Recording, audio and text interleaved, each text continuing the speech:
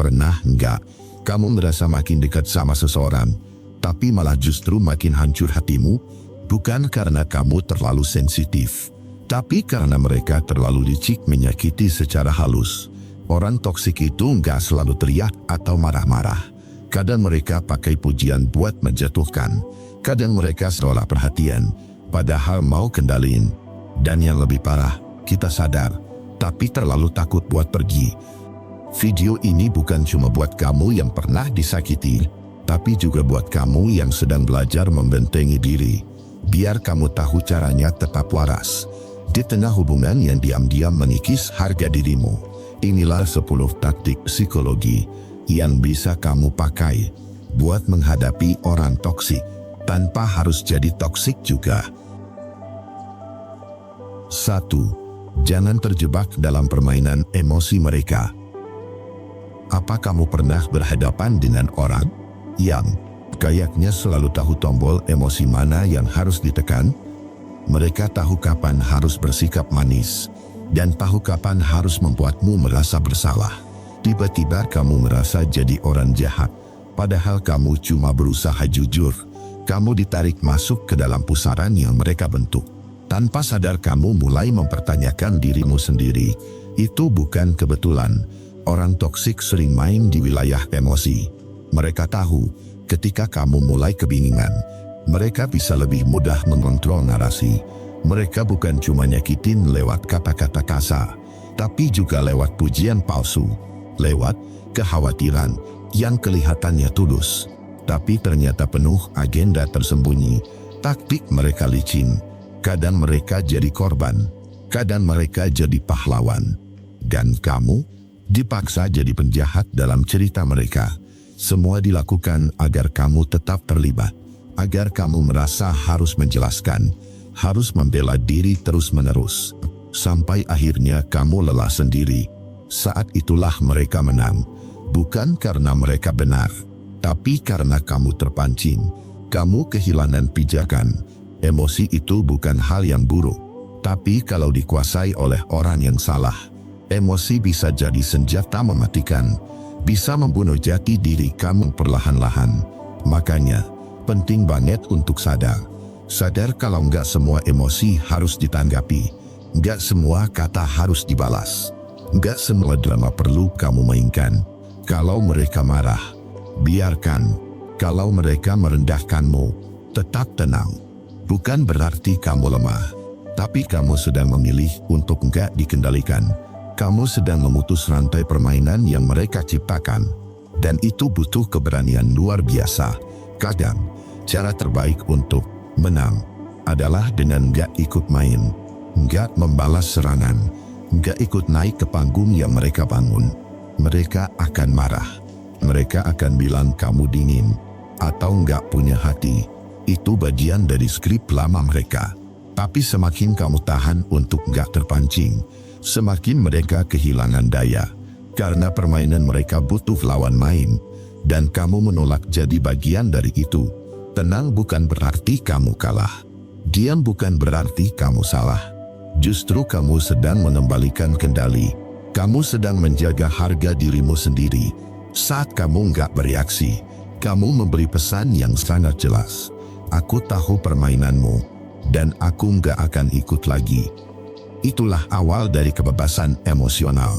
Itulah titik di mana kamu berhenti jadi boneka dalam skenario mereka, dan mulai hidup dengan naskahmu sendiri, tanpa harus selalu membuktikan siapa yang benar atau salah.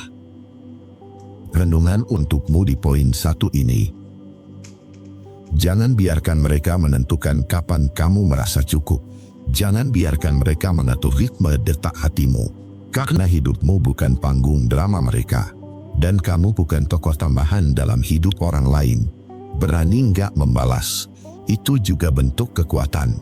Berani nggak bereaksi, itu tandanya kamu sudah tumbuh dewasa secara emosional. Yang benar nggak selalu perlu dibela keras-keras, kadang cukup dibuktikan lewat ketenangan, karena ketenangan itu suara paling lantang dalam dunia yang penuh teriakan dan manipulasi. Dan ketika kamu mulai tenang, kamu akan sadar yang selama ini melelahkan bukan mereka, tapi bagaimana kamu terus terpancing.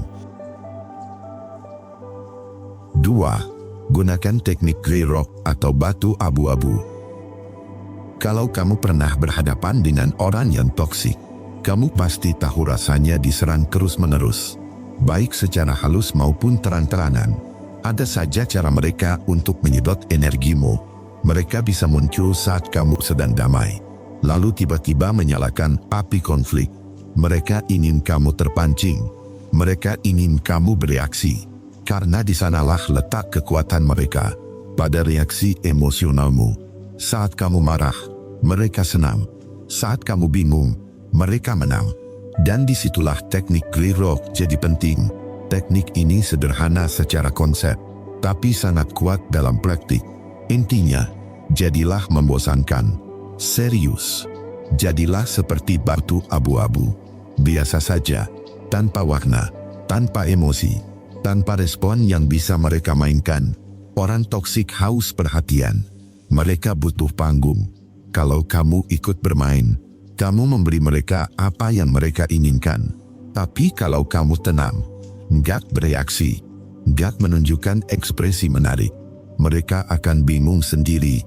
Mereka seperti aktor tanpa penonton.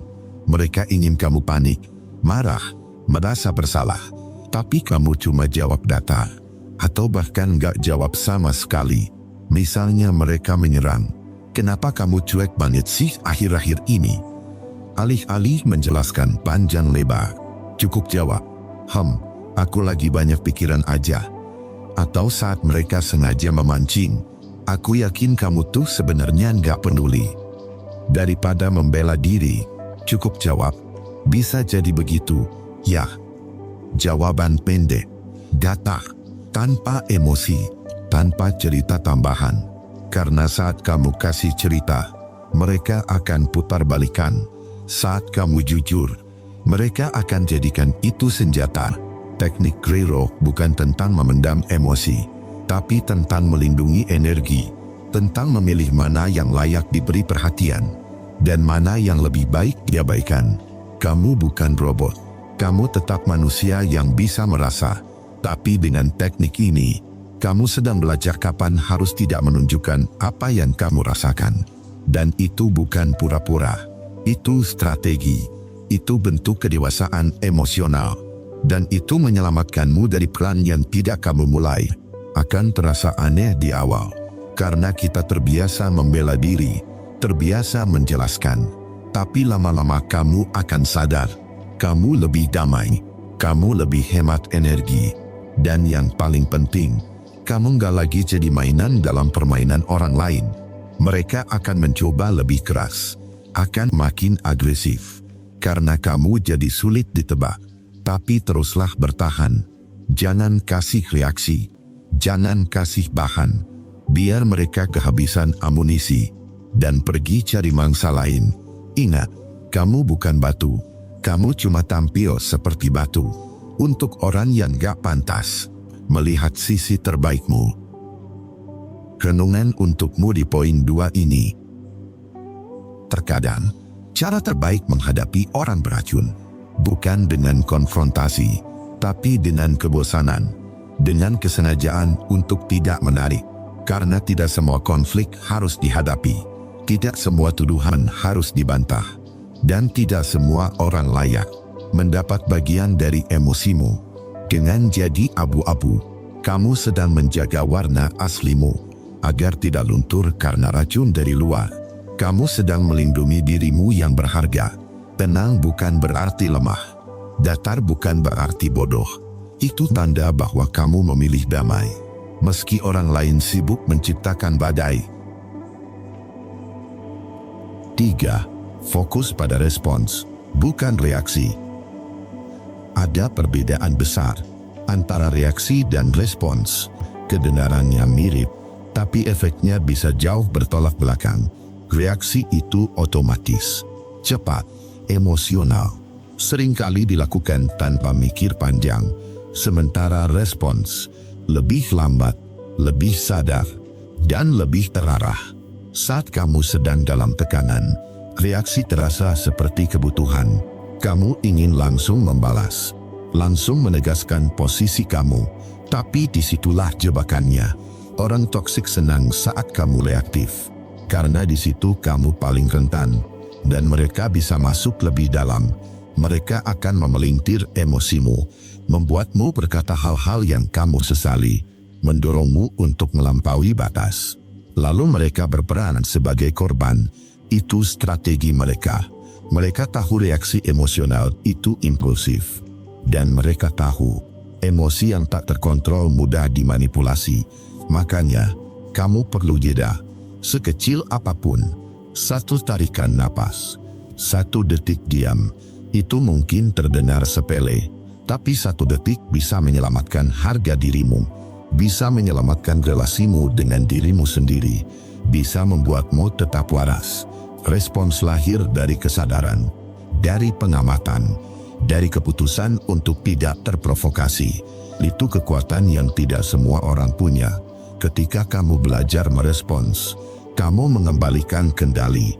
Kamu tidak lagi dikendalikan situasi. Kamu memimpin narasi. Misalnya seseorang menghinamu, reaksi ingin membalas langsung. Tapi respons adalah bertanya dalam hati, apakah ini perlu dilawan? Atau cukup aku abaikan? Atau saat mereka memutarbalikan fakta, reaksi ingin membuktikan semuanya. Tapi respons bisa berupa senyum tenang dan berkata, aku nggak perlu meyakinkan siapapun. Kamu akan merasa lapar untuk bicara, ingin menjelaskan segalanya. Tapi tenang, diam juga bisa jadi jawaban. Respons adalah seni. Seni memilih kata, seni memilih waktu, seni memilih diam saat perlu. Mungkin kamu akan dianggap lemah karena kamu tidak membalas. Tapi sebetulnya, kamu sedang menjaga kehormatanmu sendiri. Kamu tahu siapa dirimu. Kamu tahu nilai hidupmu. Kamu tidak perlu reaksi cepat untuk membuktikannya. Karena harga diri tidak perlu diumumkan. Berlatih merespons memang sulit. Butuh kesadaran. Butuh latihan. Tapi hasilnya adalah kedamaian batin. Karena pada akhirnya, kamu tidak bisa mengontrol apa yang orang lain lakukan. Tapi kamu bisa memilih bagaimana kamu merespons mereka. Kamu bisa pilih untuk tetap tenang, untuk tetap waras, untuk tetap anggun. Di tengah kekacauan yang orang lain buat, orang toksik akan kesulitan menghadapi orang yang tahu kapan harus diam, kapan harus bicara, dan kapan harus pergi. Respons bukan tentang menahan semua perasaan, tapi tentang menyaring mana yang layak disampaikan dan mana yang lebih baik dilepaskan. Dan disitulah letak kebebasanmu. Ketika kamu tidak lagi reaktif, kamu tidak lagi bisa dikendalikan. Kamu menjadi versi terbaik dari dirimu sendiri. Renungan untukmu di poin 3 ini. Jangan buru-buru menanggapi setiap serangan yang datang. Kadang, yang paling kamu butuhkan adalah 1 napas sebelum bicara, karena 1 reaksi yang keliru bisa merusak ketenangan yang kamu bangun lama. Tapi 1 respons yang bijak bisa menjaga kehormatanmu bertahun-tahun ke depan. Jangan izinkan orang lain menekan tombol emosimu sesuka hati. Kamu punya kendali, dan kamu bisa memilih kapan ingin menjawab. Menjadi tenang bukan berarti kamu kalah, tapi kamu sedang menang, tanpa harus ikut bertarung dalam perang yang tidak kamu mulai. 4. Kenali pola manipulasi yang berulang. Satu hal yang sering tidak kita sadari saat berurusan dengan orang toksik adalah mereka punya pola. Mereka tidak sembarangan bertindak. Mereka tahu apa yang mereka lakukan. Mereka tidak menyerang secara langsung, tapi mereka tahu cara memutarbalikkan keadaan. Awalnya halus, lalu lama-lama kamu merasa kehilangan arah. Mereka bisa bikin kamu merasa bersalah, padahal kamu tidak salah apa-apa. Mereka bisa membuat kamu minta maaf, padahal merekalah yang menyakiti. Pola ini bisa berulang, kadang bentuknya berubah, tapi tujuannya tetap sama, membuatmu ragu pada diri sendiri. Kadang mereka datang dengan pujian, lalu menyelipkan sindiran di dalamnya. Ya ampun, kamu pintar juga ternyata. kedengarannya baik, tapi menyakitkan. Kadang mereka pakai rasa iba. Kalau kamu pergi, aku nggak tahu harus gimana. Kamu jadi merasa bersalah, seolah kebahagiaan mereka sepenuhnya tanggung jawabmu. Atau mereka pakai cara klasik, menghilang saat kamu butuh, lalu muncul lagi seolah tidak terjadi apa-apa. Dan kamu yang akhirnya merasa salah sendiri. Semua itu bukan kebetulan. Itu strategi, itu manipulasi. Dan kalau kamu tidak sadar, kamu akan terjebak terus. Mereka mengulang pola itu karena berhasil sebelumnya, karena kamu membiarkannya, karena kamu belum mengenali bentuk-bentuknya. Itu sebabnya penting sekali untuk belajar mengenali pola-pola ini. Pola bukan hanya sekadar tindakan, tapi cara berpikir yang mereka ulang terus. Kalau mereka selalu muncul saat kamu bahagia, lalu merusaknya, itu pola. Kalau mereka selalu membuat kamu merasa bersalah setiap kali bicara jujur, itu juga pola. Kalau kamu merasa bahwa setiap percakapan membuatmu bingung, lelah, dan mempertanyakan dirimu sendiri, itu tanda ada manipulasi. Ingat, mereka tidak menyerang tubuhmu, mereka menyerang pikiranmu. Mereka membuatmu ragu, mereka membuatmu kehilangan arah, dan kamu tidak akan bisa lepas. Kalau kamu tidak mengenali pola-pola itu, kamu akan terus memaafkan, terus memberi kesempatan, karena kamu pikir mereka tidak sengaja, tapi nyatanya mereka tahu persis apa yang mereka lakukan. Mereka tahu kapan harus manis, kapan harus marah, kapan harus diam. Semuanya dikendalikan. Dan kalau kamu jeli, kamu akan mulai melihat siklus itu. Siklus manis, menyakitkan, diam, minta maaf, lalu diulang lagi dari awal. Begitu kamu sadar polanya, kamu bisa mulai menarik diri, kamu bisa mulai berhenti memberi bahan, kamu bisa mulai jaga batas. Karena tidak semua orang bisa diubah, tapi kamu bisa belajar melindungi dirimu. Dengan mengenali pola yang beracun, kamu sedang menyelamatkan hatimu sendiri. Kamu mulai bisa berkata, aku pernah melihat ini sebelumnya, dan kali ini, aku tidak akan jatuh ke dalamnya lagi. Renungan untukmu di poin 4 ini. Kebanyakan manipulasi itu tidak terlihat, karena disamarkan dengan perhatian, dengan cinta yang palsu, dan kata-kata yang dibungkus manis. Tapi luka tetaplah luka, meski disampaikan dengan senyum, dan racun tetap racun, meski dituangkan dalam gelas kristal. Kenali pola-pola itu, karena semakin kamu sadar, semakin kecil kemungkinan mereka bisa mengulangnya, dan semakin besar peluangmu untuk bebas. Bebas bukan karena mereka berubah, tapi karena kamu tidak lagi buta. Kamu melihat, dan kamu memilih untuk tidak masuk lagi. 5. Jangan biarkan mereka ngatur cerita di kepala kamu. Yang paling bahaya dari orang toksik, bukan kata-kata mereka yang kasar, bukan sikap mereka yang menyakitkan, tapi cerita yang mereka tanam di kepalamu. Tanpa kamu sadari, kamu mulai percaya ucapan mereka, bahwa kamu terlalu sensitif, bahwa kamu yang selalu salah. Padahal sebelum mereka datang, kamu percaya diri, kamu tahu apa yang kamu mau, kamu yakin sama pilihanmu. Tapi setelah berinteraksi dengan mereka, kamu mulai ragu, mulai menyalahkan diri sendiri, mulai mempertanyakan harga dirimu. Itulah permainan mereka. Mereka masuk pelan-pelan ke pikiranmu. Mereka ubah cara kamu melihat dirimu. Dan lama-lama kamu ikut narasi mereka. Narasi bahwa kamu tidak cukup baik, bahwa kamu harus berubah agar layak dicintai, bahwa kamu harus minta maaf, meski kamu tidak salah apa-apa. Mereka pintar menciptakan cerita, cerita yang membuat mereka jadi korban, dan kamu sebagai penyebab semua masalah. Dan kamu mulai percaya. Mereka bilang kamu keras kepala. Kamu mulai merasa begitu. Mereka bilang kamu egois. Kamu mulai mempertanyakannya. Mereka bilang kamu tidak peka. Kamu mulai menahan semua ekspresi. Mereka bilang kamu terlalu dingin. Kamu mulai bersalah saat memilih diam. Padahal semua itu bukan milikmu. Itu cerita yang mereka sisipkan agar kamu tunduk, agar kamu merasa kecil. Kamu mulai berpikir, apa aku memang seburuk itu? Padahal kamu cuma sedang lelah, bukan jadi pribadi yang salah. Mereka tidak memukul, tidak berteriak, tapi mereka mengendalikan naskah yang kamu percaya tentang dirimu. Dan kalau kamu tidak sadar, kamu akan hidup dalam cerita yang bukan milikmu. Kamu akan memainkan peran yang mereka tulis untukmu. Kamu mulai takut membuat batas, takut dibilang jahat. Kamu mulai ragu menyuarakan pendapat, takut dituduh menyerang. Mereka akan bilang, kamu terlalu mikir negatif. Padahal kamu cuma sedang belajar waspada. Mereka akan bilang, kamu berubah. Padahal kamu baru saja sadar.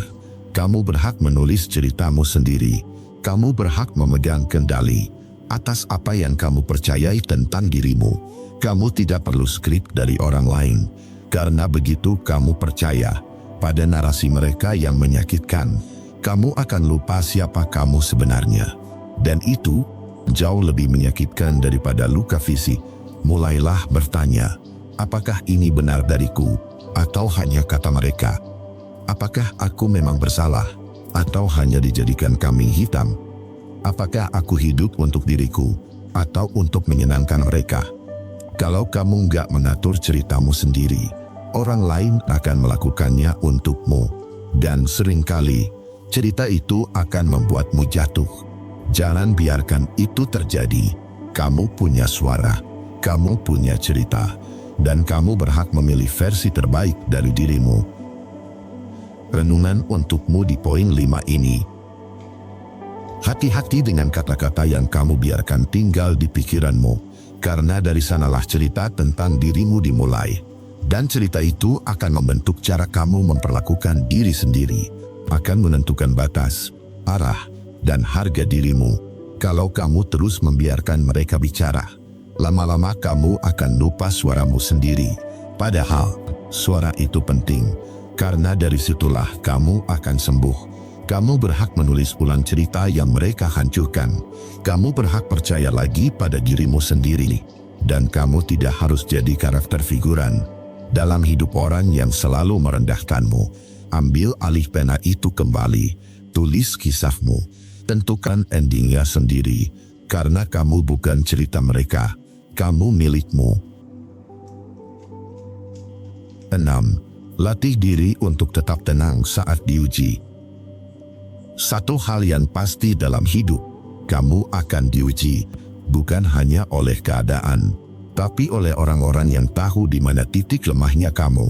Mereka akan sengaja menekanmu, memancingmu, mengganggu ketenanganmu, hanya untuk melihat kamu jatuh. Orang toksik tidak selalu ingin menang secara terang-terangan. Kadang mereka cuma ingin lihat kamu meledak, agar mereka bisa bilang, tuh kan, kamu yang gak stabil. Kamu bisa saja benar, tapi kalau kamu meledak, mereka akan punya alasan untuk membalikan semuanya ke kamu. Itulah kenapa ketenangan itu kekuatan. Bukan berarti kamu tidak merasa, tapi kamu memilih untuk tidak memberi mereka bahan untuk memelintir ceritamu. Tenang itu bukan lemah, tenang itu sadar. Tenang itu tahu mana yang layak dihadapi dan mana yang tidak. Kalau mereka menghina, biarkan. Kalau mereka menyindir, senyumin aja. Meski dalam hati kamu kecewa, kamu sedang melatih kekuatan paling sulit dalam hidup ini. Menahan diri saat kamu sedang benar. Diam saat kamu sedang marah. Tetap santai saat kamu ditekan. Ini bukan tentang mengalah, tapi tentang memilih pertempuran yang penting. Karena nggak semua serangan layak untuk direspons dengan tenaga yang sama. Kalau kamu balas dengan amarah, kamu masuk ke arena mereka, dan kamu kehilangan kendali atas dirimu sendiri. Itu yang mereka mau. Tapi kalau kamu tetap tenang, mereka jadi bingung, karena kamu tidak bisa dikendalikan, dan itu akan melemahkan mereka secara perlahan. Ketenangan itu seperti perisai. Ia tidak menghentikan serangan, tapi menjaga hatimu dari luka yang lebih dalam. Ia memberimu waktu untuk memilih dengan bijak. Latihan ini tidak instan. Kadang kamu gagal, kadang kamu terpancing. Tapi itu bukan berarti kamu mundur. Justru dari kegagalan itulah kamu belajar mengatur ulang dirimu. Kamu mulai tahu pola-pola yang bikin kamu rapuh. Dan kamu belajar berdiri lagi dengan kepala tegak. Bukan untuk membuktikan ke orang lain, tapi untuk menghargai dirimu sendiri. Kamu berhak punya ruang yang damai. Dan itu dimulai dari cara kamu menjaga reaksi. Bernafas, diam, tunda balasan. Itu bukan kelemahan, tapi bentuk kebijaksanaan. Orang yang bisa tenang saat dihina bukan berarti dia tidak merasa, tapi dia sedang memilih untuk tidak membiarkan orang lain mengatur dirinya. Kamu punya kekuatan itu, meskipun kadang kamu ragu, meskipun dunia terus menekan. Tapi ketenangan adalah senjata yang tak terlihat, dan semakin kamu melatihnya, semakin kamu tidak mudah goyah. Badai bisa datang, tapi kamu tetap utuh di dalam. Bukan karena kamu lebih kuat dari masalah, tapi karena kamu lebih damai dari kekacauan di luar. Dan itu sesuatu yang tidak bisa direbut oleh siapapun, termasuk oleh mereka yang ingin melihatmu jatuh. Renungan untukmu di poin 6 ini. Dalam hidup, kita tidak selalu bisa memilih siapa yang datang, tapi kita selalu bisa memilih bagaimana cara kita menyambut mereka, dengan reaksi penuh emosi atau dengan tenang dan bijak. Tenang bukan berarti kamu tidak merasa apa-apa. Tenang berarti kamu sadar bahwa marah tidak menyelesaikan apa-apa, bahwa reaksi yang meledak seringkali merusak lebih dari menyembuhkan, dan bahwa kamu punya kendali atas dirimu sendiri. Latih dirimu, meski sulit, karena ketenangan hari ini bisa menyelamatkan harga dirimu di masa depan. Dan saat kamu bisa tetap tenang dalam badai, kamu akan sadar satu hal, bukan dunia yang berubah, tapi kamu yang telah tumbuh. 7. Kadang, diam itu cara terbaik biar mereka bingung sendiri. Ada situasi dalam hidup di mana kata-kata bukan solusi. Semakin kita jelaskan, semakin orang salah paham. Semakin kita bela diri, semakin mereka merasa benar. Dan semakin kita bereaksi, semakin mereka merasa berhasil memancing emosi kita. Di titik tertentu, kamu akan sadar bahwa diam bukan tanda kalah, tapi strategi untuk menjaga harga diri dan menyelamatkan energi dari percuma. Karena tidak semua serangan harus dibalas, tidak semua tuduhan layak dijelaskan, dan tidak semua konflik pantas diberi ruang. Dalam ruang pikir dan batinmu yang berharga, ada orang yang memang sengaja memancing emosi agar kamu terpancing dan terlihat salah. Ada juga yang ingin menciptakan drama hanya untuk merasa lebih kuat dari kamu. Saat kamu merespons, mereka senang karena mereka ingin kamu terbawa arus emosi. Tapi saat kamu diam, mereka kehilangan kendali atas skenario yang mereka bangun sendiri. Diam bisa jadi tameng, diam juga bisa jadi tamparan. Bukan karena kamu takut bicara, tapi karena kamu memilih untuk tidak menyia-nyiakan suara. Karena kamu tahu, kalau mereka tidak berniat mendengar, buat apa kamu menjelaskan? Itu seperti berteriak di ruang kosong. Kadang yang kamu butuhkan bukan perdebatan, tapi ketenangan untuk tetap waras. Kadang yang kamu perlukan bukan argumen, tapi jarak dari orang yang tidak layak. Diam bukan berarti kamu setuju. Diam juga bukan tanda kamu lemah. Diam adalah kekuatan yang tidak semua orang punya. Ada keberanian dalam diam, ada harga diri dalam menahan reaksi, dan ada kebijaksanaan besar dalam memilih kapan layak bersuara dan kapan tidak. Ketika kamu memilih diam, kamu sedang menunjukkan bahwa kamu tidak bisa dikendalikan, bahwa kamu punya batas, dan kamu menghargai dirimu sendiri. Orang toksik akan kebingungan ketika kamu tidak bermain dalam permainan mereka, ketika kamu tidak terpancing dan tetap berjalan dengan kepala tegak. Mereka terbiasa menang lewat drama, tapi kamu tidak memberi mereka panggung. Mereka haus pengakuan, tapi kamu tak memberi tepuk tangan. Dan itulah cara kamu menang. Tanpa berteriak, tanpa berdebat, tanpa keributan, kamu menang. Karena kamu tetap tenang. Kamu tahu siapa dirimu. Kamu tidak butuh validasi dari orang yang tak tahu rasamu. Dan kamu belajar bahwa diam juga bisa jadi cara untuk sembuh. Saat kamu diam, kamu bisa berpikir lebih jernih. Kamu bisa memilah mana yang penting dan mana yang hanya membuang waktu dan emosi. Diam membuatmu lebih peka. Kamu mulai mendengar suara hatimu sendiri. Kamu belajar mendengar luka yang kamu pendam dan memeluknya pelan-pelan. Kamu sadar bahwa hidup terlalu singkat untuk dihabiskan meladeni orang yang tidak menghargaimu. Kamu punya banyak hal yang lebih penting, termasuk menjaga damai di dalam kepalamu sendiri. Jadi, biarkan mereka bingung, biarkan mereka menebak-nebak, biarkan mereka berbicara sesuka hati, sementara kamu melangkah tanpa terganggu, karena ketenangan itu mahal, dan kamu layak memilikinya. Jangan gadaikan kedamaianmu demi membalas orang yang bahkan tidak pantas kamu pikirkan. Renungan untukmu di poin 7 ini. Kadang, yang membuatmu lelah bukan hidup, tapi orang-orang yang terus menyeretmu ke dalam drama yang tidak perlu. Dan satu-satunya cara untuk keluar adalah dengan memilih diam dan pergi. Diam bukan kekalahan, diam bukan pengakuan bersalah. Diam adalah perlindungan terakhir untuk dirimu sendiri yang sudah terlalu sering terluka. Jangan takut terlihat lemah karena diam, karena mereka yang benar-benar kuat justru tahu kapan harus bicara dan kapan harus membiarkan waktu yang menjelaskan. Hargai dirimu sendiri. Jangan habiskan energi menjelaskan sesuatu pada orang yang sudah memutuskan untuk tidak mendengarkan, karena kadang diammu itu sudah lebih dari cukup. 8. Pertahankan kendali atas narasi dalam pikiranmu. Pikiran kita itu seperti panggung. Setiap hari, ada suara-suara yang naik ke atas sana. Ada suara yang meremehkan, ada yang menakut-nakuti, tapi ada juga yang menguatkan. Kalau kamu mau mendengarkannya. Masalahnya, kita sering salah kasih mikrofon. Yang diberi sorotan justru suara yang melemahkan kita. Narasi yang bikin kita ragu, takut, merasa tidak cukup. Dan tanpa sadar, kita percaya bahwa itulah kebenaran. Padahal itu cuma narasi, bukan fakta, bukan hukum mutlak yang tak bisa diubah. Kamu bisa memilih suara mana yang ingin kamu dengarkan. Kamu bisa memutuskan cerita mana yang kamu percaya.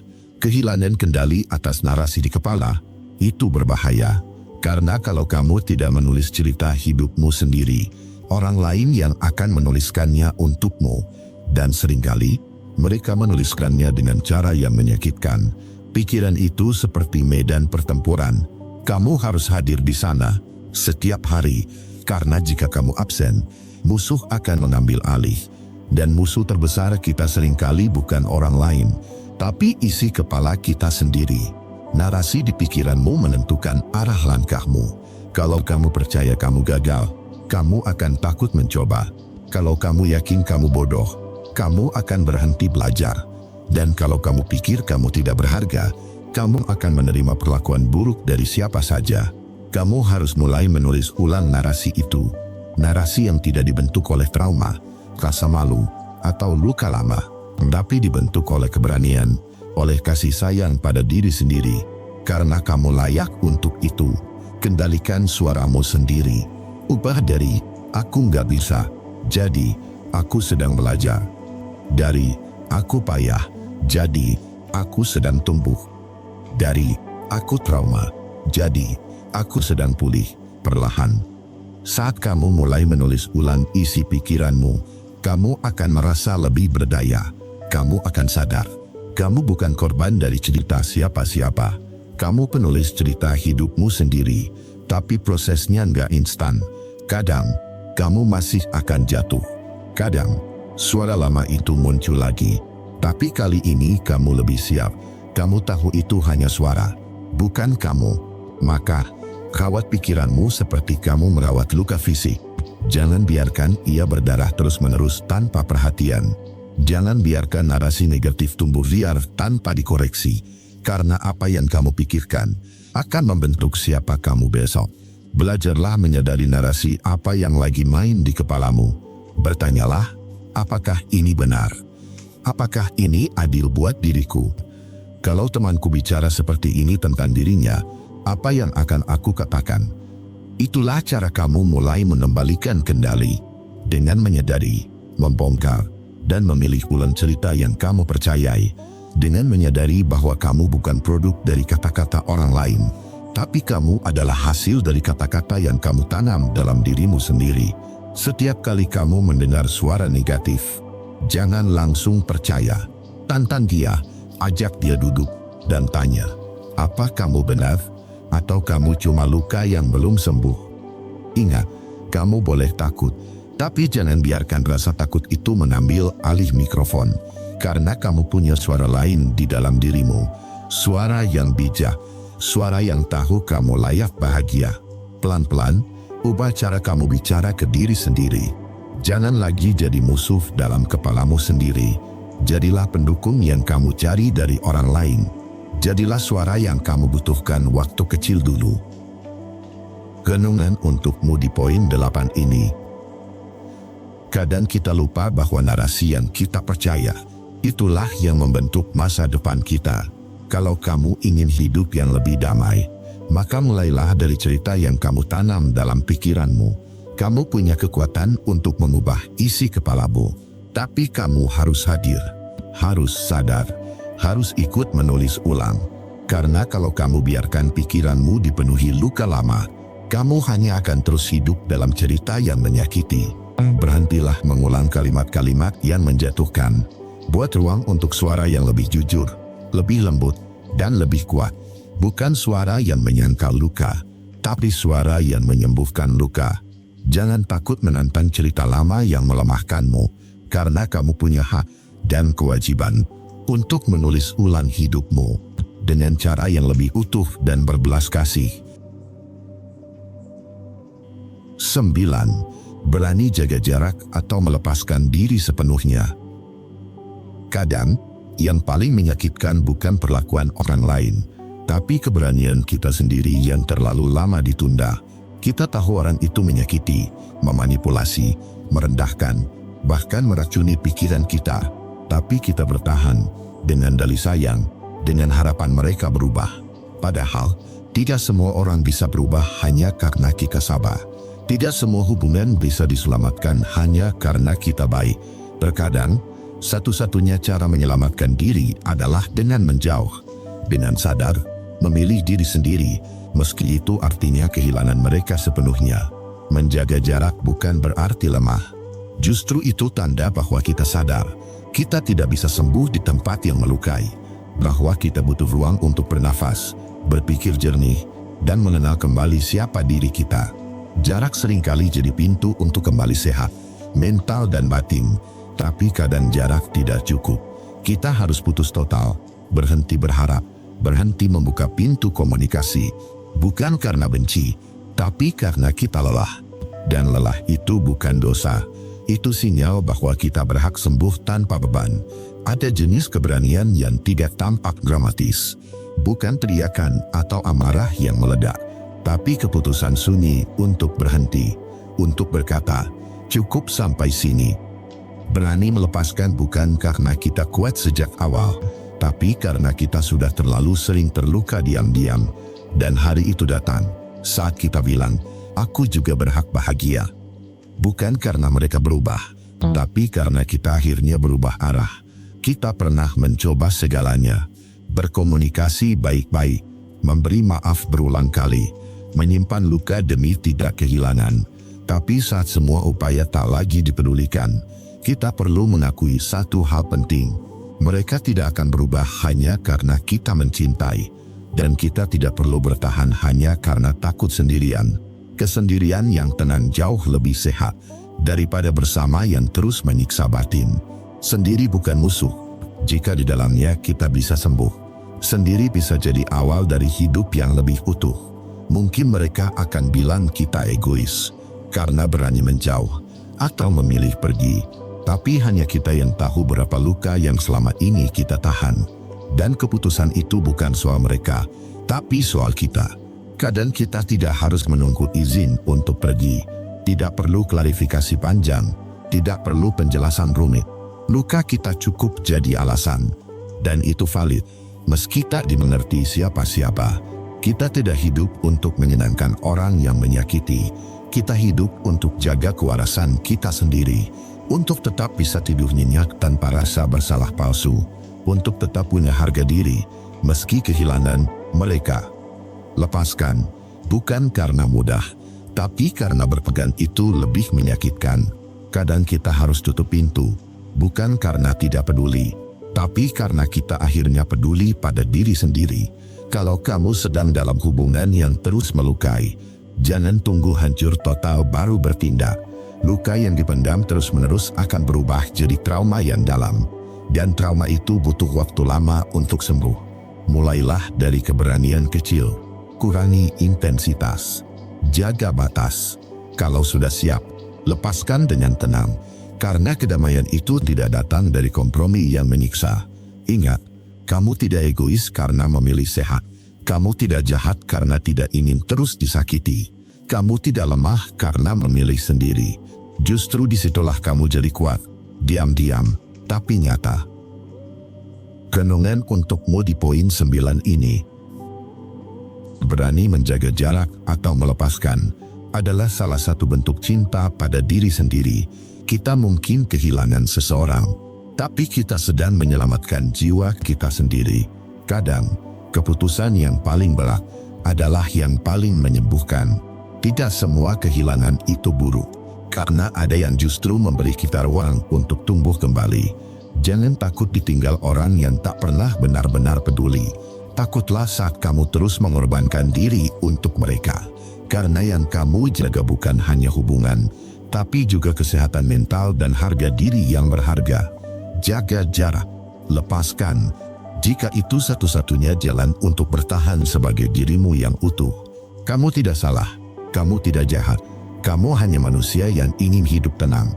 Dan itu bukanlah sesuatu yang harus kamu minta maafkan. 10.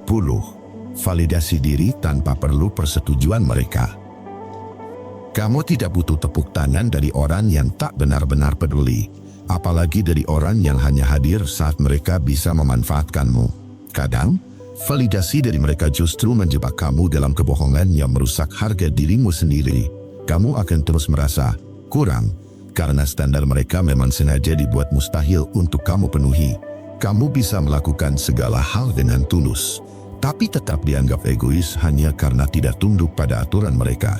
Kamu bisa berbuat baik tanpa pamrih, namun tetap dinilai salah hanya karena mereka ingin kamu merasa kecil. Orang toksik memang ahli memutarbalikkan kenyataan. Mereka tahu cara memainkan narasi agar seolah-olah kamu yang bersalah, meskipun mereka yang mengacaukan segalanya sejak awal. Jika kamu terus mengandalkan mereka untuk merasa bernilai, kamu akan terus berada dalam pusaran yang melelahkan dan menyiksa. Karena itu, mulai hari ini, kamu harus belajar untuk memvalidasi dirimu sendiri. Kamu yang tahu perjuanganmu. Kamu yang tahu luka-luka yang kamu sembunyikan dengan senyuman. Jangan menunggu mereka berkata, kamu berharga, baru kamu merasa pantas. Karena kadang, mereka justru menunggu kamu jatuh, supaya mereka bisa bilang, "Tuh kan, aku benar." Itu bukan validasi, itu manipulasi. Validasi diri bukan soal membenarkan semua yang kita lakukan. Bukan berarti kita jadi keras kepala atau menutup diri dari masukan. Tapi ini soal mengenali bahwa kita manusia yang punya nilai. Meskipun tidak semua orang setuju, kamu tidak perlu sempurna untuk layak dihargai. Kamu tidak harus selalu benar untuk pantas dihormati. Dan kamu tidak perlu berubah jadi versi yang mereka mau, hanya untuk diterima dalam dunia yang sudah lama tidak memelukmu dengan tulus. Kamu boleh gagal, kamu boleh menangis, kamu boleh jatuh, tapi kamu tetap layak untuk bangkit dengan kepala tegak. Kamu punya suara, punya pilihan, punya hak untuk menentukan arah hidupmu sendiri. tanpa harus menunggu mereka menyuruhmu melangkah. Saat kamu memvalidasi dirimu sendiri, kamu tidak lagi butuh sorakan palsu dari penonton yang hanya ingin melihat kamu jatuh. Kamu akan mulai menilai dirimu bukan dari hasil akhir saja, tapi dari niat baik dan keberanianmu untuk terus mencoba. Validasi dari luar itu bonus, tapi fondasi utamanya harus datang dari dalam dirimu sendiri. Karena hanya kamu yang tahu betapa berat langkahmu sampai titik ini, dan hanya kamu yang tahu bahwa bertahan pun kadang adalah bentuk kemenangan.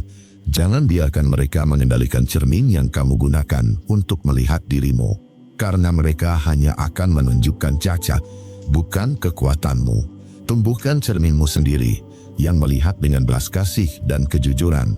Berlatihlah bicara lembut pada diri sendiri, bukan hanya saat kamu berhasil, tapi juga saat kamu rapuh dan bingung, karena justru di saat itu, validasi dari dirimu sendiri paling dibutuhkan.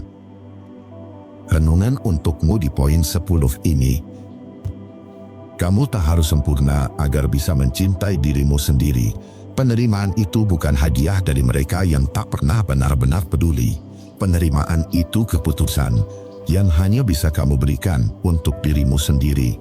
Berhenti mengejar persetujuan dari mereka yang tak pernah puas. Berhenti berharap pengakuan dari mereka yang hanya ingin mengontrol. Hidupmu bukan milik mereka, dan harga dirimu tidak ditentukan oleh kata mereka. Mulailah memandang dirimu dengan mata yang penuh welas kasih. Lihat perjuanganmu, bukan hanya hasilnya. Lihat luka yang kamu sembuhkan sendiri, tanpa mereka tahu. Kamu layak untuk mencintai dirimu, tanpa syarat. Dan jika suatu hari kamu merasa goyah, ingat ini. Kamu bukan definisi dari kegagalan yang mereka lemparkan padamu. Kamu adalah bukti hidup bahwa bertahan adalah keberanian, dan itu cukup. Hidup itu terlalu singkat. Buat terus-menerus menjelaskan diri ke orang yang gak mau mengerti. Kamu gak harus selalu kuat, tapi kamu berhak selamat. Dan itu dimulai dari berani jaga jarak. Kalau kamu nonton sampai sini, itu tandanya kamu benar-benar mau berubah. Dan percaya, satu langkah kecilmu hari ini bisa jadi jalan menuju hidup yang lebih sehat secara emosional. Setiap harinya akan ada konten reflektif kayak gini yang bantu kamu lebih sadar, lebih tenang, dan lebih berani. Makanya jangan lupa subscribe dan nyalain notifikasinya, biar kamu nggak ketinggalan video berikutnya. Kita upload tiap hari, karena proses penyembuhan nggak bisa ditunda, dan kamu nggak sendirian. Sampai ketemu besok di video berikutnya.